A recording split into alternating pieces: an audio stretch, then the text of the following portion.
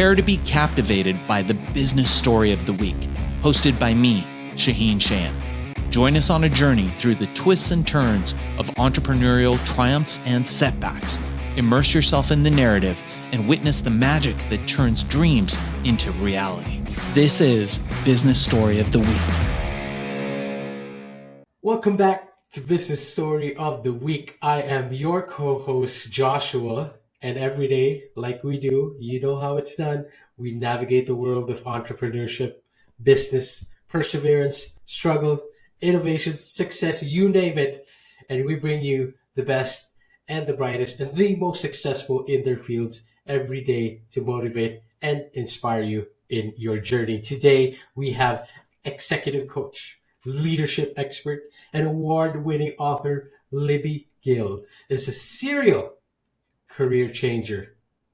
Libby went from heading communications at one of the biggest media giants like Sony, Universal, Turner Broadcasting, to founding a successful 20-year leadership coaching practice. Libby is also the author of several best-selling books, of course, including You Unstuck, The Hope-Driven Leader, which have empowered countless individuals to navigate change and achieve success in their professional and personal lives. Libby, thank you so much for joining us today. How are you doing? I'm great, Joshua. Thank you for having me. Fantastic. Libby, I like to jump right into this real quick, but the way I do it, I always ask, where did it all begin? I always ask the journey. Where did the story start for Libby? Did anything happen in your childhood? Maybe something throughout the past? Where did it lead you to becoming the leadership expert and the career changer that you are today? What is the story of Libby Gill? Oh, well, I did have a fairly challenging childhood. I had a mentally ill parent, an alcoholic parent. It was a lot to deal with. I think I learned to kind of keep my head down and stay quiet, which is not really my nature. And it took a lot of unraveling to get to the point where I really started speaking up. And then I started my career working for a small but very prestigious television company. After my degree in theater and dance, it was sort of where do I go now? And so I got a job in the public relations department as an assistant. And then that company was bought by Columbia Pictures, and then it was bought by Coca-Cola, and it was bought by Sony.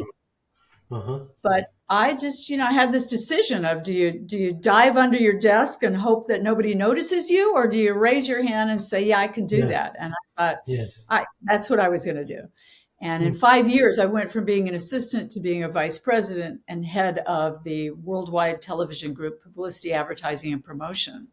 And then went on, as you said, to Universal and Turner Broadcasting. So that's kind of where it started.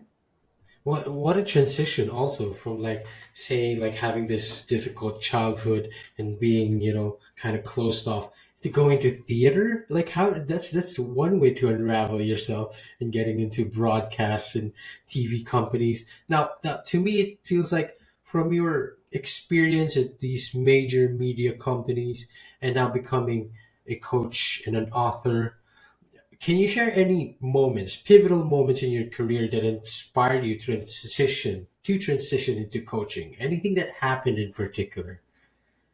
Yeah, actually, there was a moment where I knew I'd sort of played out my career. I was one of the highest ranked people in that field in communications. There wasn't really anywhere else to go. I didn't want to work on the film side. I liked the pace and the rhythm, the speed of television, but I'd done it. And so I was at that point, the universe sort of tosses you these challenges. I was offered a bigger job in the organization doing something similar. And I thought, wow, more of the same. And at that time, that my organization assumed that I was going to take this big job, because who wouldn't? And so part of that process, I had my headshot taken, in case they did the press release and all of that kind of stuff. And that photo ended up on my desk. It probably shouldn't have, but it did. And I pulled it out of the sleeve. And here was this 8x10 headshot of my face with all the flaws on it, circled by the Mhm. photographer in red Uh-huh. grease pencil, with all Oh, these notes about, whiten the red eyes, brighten the teeth, fix the crows, the crow's lines by my eyes. And I just looked at that and thought, okay, it's time. It is time to move on and do something else. And I really went on a quest to figure out what's next. And that's the when I decided what I loved was helping other people grow their careers. the audacity, first of all, the oh my goodness. But that, of course, it's not. I understand how it must have felt, being thrust into that role and then being scrutinized to that level because it's TV, it's broadcast, it's national. But then I feel like it's just as inspiring and motivating to know that you took yourself out there and then you drove head in, drove head in first into this new role. So, talk to us a little bit. Why coaching in particular? Why leadership? Right. Well, I was a C-level executive at that point, Hmm. and I always what we did, promoting television shows, publicizing shows, launching television shows. I worked on everything. I Hmm. started with the launch of Married with Children. I ended with the launch of the Dr. Phil show, and Wow. it was very time intensive, and you dealt with talent every day, you dealt with the media every day. It could be very Hmm. stressful, but I Hmm. loved having this team. I had always had the largest team of the youngest folks because it was Oh just the wow. nature. And so I always felt my job was to help them grow as executives and turn into Hmm. leaders. And that my Hmm. people came first. I was very serious about that. And Wow. so I wanted to take that part with me into whatever I did next. And I Hmm. loved writing. I was always the writer's writer and, in the Hmm. room. And I liked speaking. I liked ideas. It was that combination of what makes people tick and business and putting Yes. those together. So coaching just spoke to me, and it was early days. There weren't a lot of people in the field like there are Right. now. And Hmm. I just studied and trained and thought, okay, I'm just going to throw my hat in the ring and see what happens. Wow, so it really is quite it feels like a really smooth transition for you as well. So you handled the big team, you mentored young people, and you again, like, you wanted to see them as leaders of the future, which Yeah, which I know is what your latest book is about. Leadership Reckoning is right, how you get the young people going, and right. are they the future? You've inspired many people with your books and to navigate change and achieve their goals. Um, Apart from the talk to us a little bit about your book, but also what is the common, string of advice that you have written throughout these books, throughout your experience, and something that you've always given to your young team and how they've changed their careers. Well, I think this is a whole other conversation, but I think what I have to offer, and I talk Please, about this please. when I speak, is hope and tools. I Oh wow. give people a sense of confidence about their own future.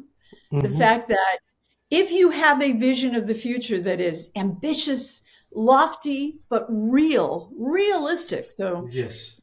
fueled by passion, but grounded Yes. in pragmatism. I want to do Yes. this thing. I want to live Mm-hmm. this life. Mm-hmm. And Mm-hmm. it may not be easy to get there, but I have the passion around it. And Right. I am aware of the obstacles. May not know Right. exactly what's going to pop up, but no, it's not easy to achieve big Mm-hmm. things Mm-hmm. or things that you want to do. So I think I share Mm-hmm. that and tools and resources. How do I Mm-hmm. deal with the obstacles, whether they're internal sort of mindset issues, whether they're Right. external competition, training, Mm-hmm. geographics, whatever they are, financial, Mm-hmm. and how do I continue to persevere towards that vision? And I think Right. that is seen through everything for me. That's fantastic. Such a like a clear path for everyone to take, and it must have been a joy working with you, having all that, having that kind of motivation, kind of leader to give them the hope that they can change their careers, change their future, take control over their lives.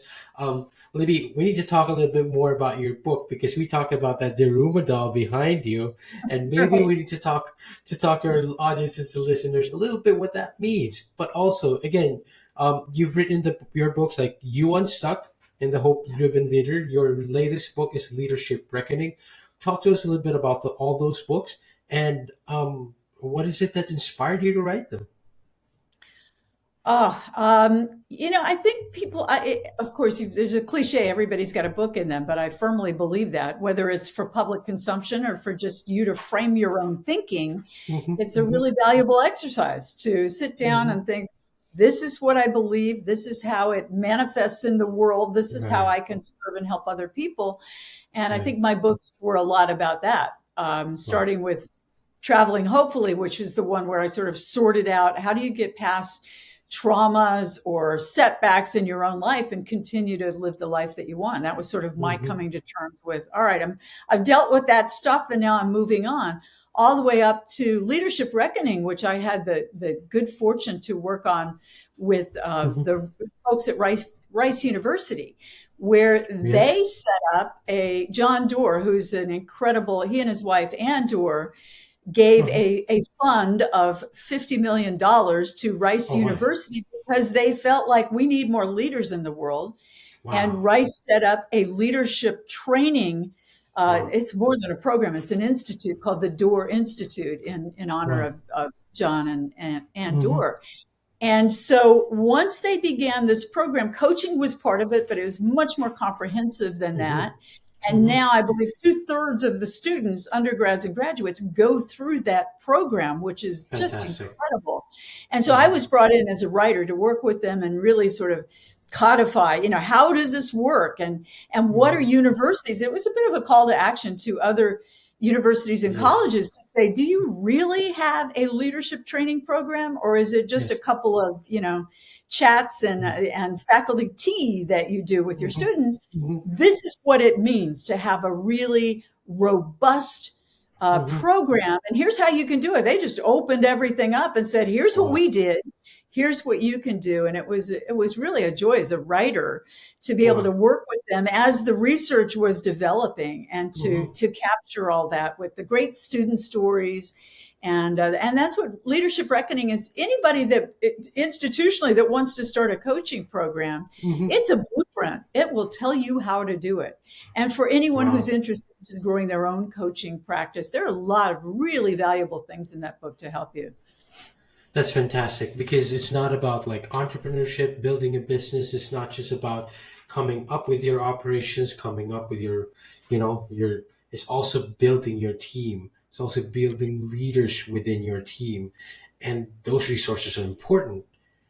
Yeah, and also building yourself as a leader. And it starts with the premise That's that is true. now well founded in science is that leadership is a choice. It is not, you're Yes. not born a leader. And sometimes younger people think, oh, you have to be extroverted, you have to be sort of cutthroat, you have to Yes. be that kind of person or that. Yes. You can be a quiet leader. You could be an introverted leader. You can be Absolutely. a data driven. You could be all kinds of different leader in terms of your style. But first, Mm-hmm. you make that choice. And it's a lot Mm-hmm. about self awareness and discovery. So That's that's where true. leadership begins. That's true. That is so. I love that, and I love the way you framed it. It always starts with you. Yeah. Everything really, like everything flows out. What you do in life, how you do it in business, how you run your business. If you cannot lead with yourself, you cannot lead yourself. You cannot lead others. You cannot make Right. leaders if you do not make a leader out of yourself first. That is fantastic. I love. Also the way that you framed when you said that not all leaders have to be extroverts. Not everyone has to be outgoing. It's such a healthy view, especially for young and upcoming leaders, to see Mhm. that there is a mold that they can fit. That it's not always, conventional. It's not always anyone can be a leader, basically. I love that. I love that Yeah. you are part of that voice, part of that change coming and inspiring the ones upcoming. Libby, this is a bit of a tangent, but we need to talk about that Daruma doll. How does it relate to the leadership? Tell the audiences about it, I'm going to grab it and hold it up here for please. you. This is my Daruma. I Mm-hmm. mentioned I had a somewhat chaotic Mm-hmm. upbringing. I went to 6 different high schools, Wow. including 2 in Wow. my senior year, a lot of Mm-hmm. travel. One of those Mm-hmm. schools was in Japan, and I Mm-hmm. learned a lot. It sort of caught fire with me, a lot of the Japanese principles of things like Kaizen and, all of Yes. those sorts Yes. of things. And I discovered this Daruma doll, which, as you well know, Joshua, not that many people do. When you buy your Daruma, either for yourself or to gift to someone, those big Mm-hmm. eyes are blank. You Mm-hmm. set an intention and you color in one eye. When Yes. it comes to fruition, when you realize Mm-hmm. that goal, you color in the other eye. Well, I got mine when I was 15, Oh and wow. I thought, this guy's traveled the world with me. I Oh wanted wow. a happy family, a Mm-hmm. pretty house, and a good job.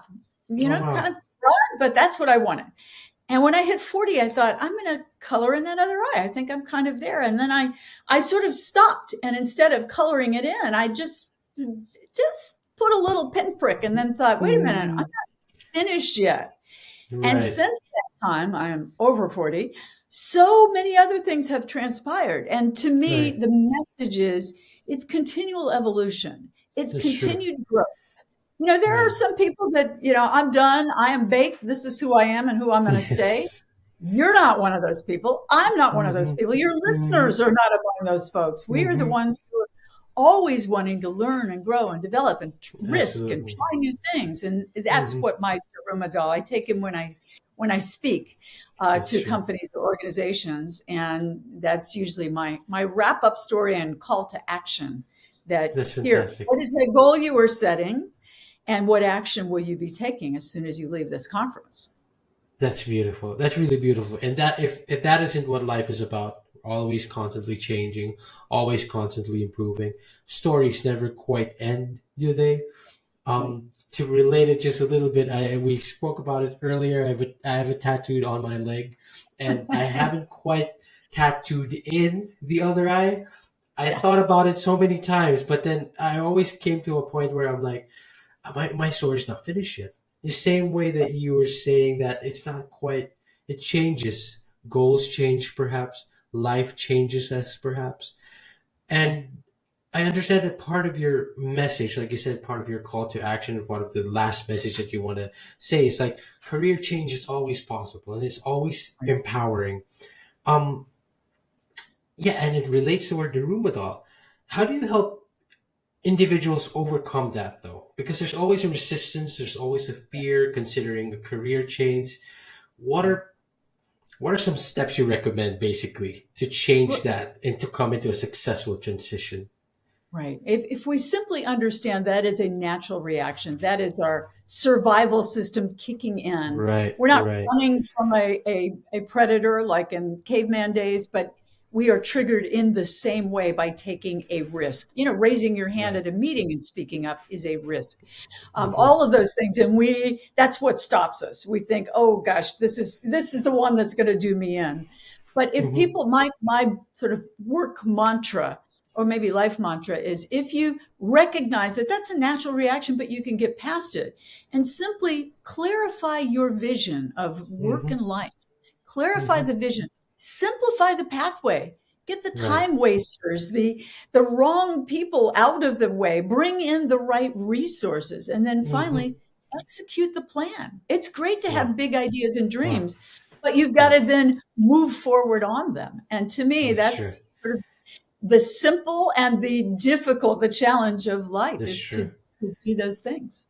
Yeah. Well, isn't that such a simple set of steps that for anyone can just follow? I mean, it is empowering, but also you have to execute first. You have to kind of, you have to take those first steps. And thank you for those really simplified steps. I'm sure the audience and listeners will love that. We need to clip that. Actually, I think that was a nice clip. I put that in my notes. Libby, you've been really fantastic. Your broadcast experience has really shined through. I'm hoping I'm giving you justice in this interview. You are giving us so much, but I always like to kind of start wrapping up the interviews in this way, in such that what is the future for leaders? Or in other cases, what is the aspirations for Libby Gill? What is the future for you? What would you Uh, like to do? well, I'm on my third career here. I'll show it to you. Third career right Please. now.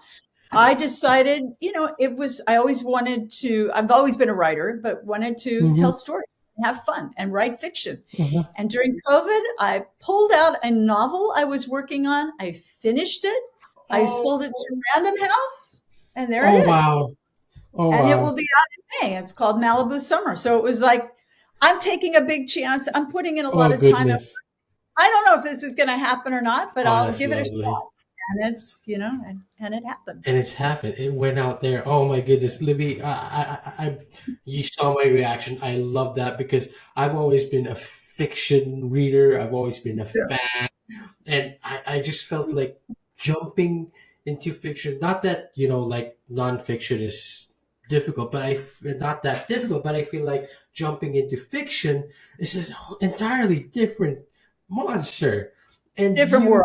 that exactly different than you doing that transition, making that jump is all the more motivating. So, Libby, how are you looking at the future of leadership? How are you looking at influencing and coaching leaders and executives? How do you want to experience and influence this change in I everyone? think for people to understand that the pace of change in everything, in technology, in the financial world, in climate, in geopolitics, the pace of change is accelerating. So Right. try and wrap your head around this, Joshua.